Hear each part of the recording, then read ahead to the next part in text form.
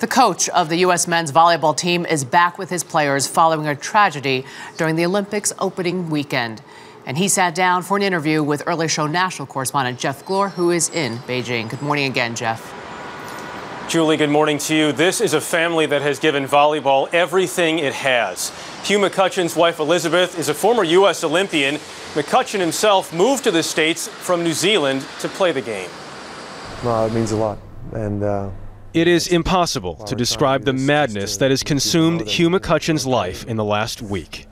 The whole experience is a little bit surreal, you know, and we're just in there doing the best we can, to be honest, Chief. You still can't believe it? It's hard to comprehend, you know. Life's a fragile thing.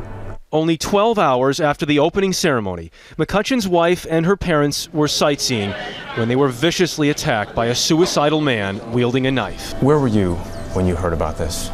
I was in practice, yeah, with the guys. By the time the phone call came in, his father-in-law, Todd Bachman, was already gone. After 8 hours of surgery, mother-in-law Barbara was saved. How is Barbara doing? She's improving, thank you. You know, the first couple of days we saw her in the ICU, she was still unconscious, and then, you know, the next day we saw her, and as she got more conscious and cognizant, she was certainly worried about the fact that, that the team was without me. But I told her, hey, this is where I need to be right now, and not to worry. Your players wrote TB and BB on the back of their sneakers. Yeah, they did that on their own. It's nice that they're holding them close to them, you know. I think having the initials on their shoes, it's suitably discreet and, you know, and it's still for all the right reasons, you know. Barbara has since been flown back to the States for further care, along with her daughter, who was not hurt.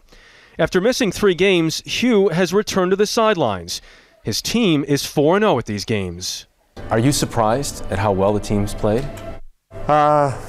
I mean, from a volleyball point of view, no. But obviously, given what had happened, I was very proud of the fact that they were able to maintain their level of play and their composure. Do you feel like you'll ever get a full explanation for why this happened? No.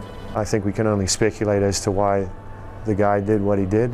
In the meantime, McCutcheon is trying to establish whatever sense of normalcy he can for his players, for his family, and for himself. Is it possible to keep everything out of your mind, or are you just focusing on volleyball?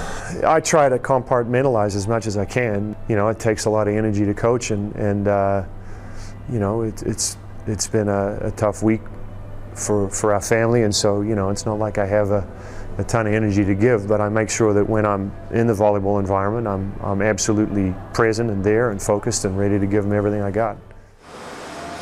The U.S. men play against Japan tonight as they head for the medal round on Wednesday. And Harry, what a victory this would be here. Indeed. Jeff Glor, thanks so much.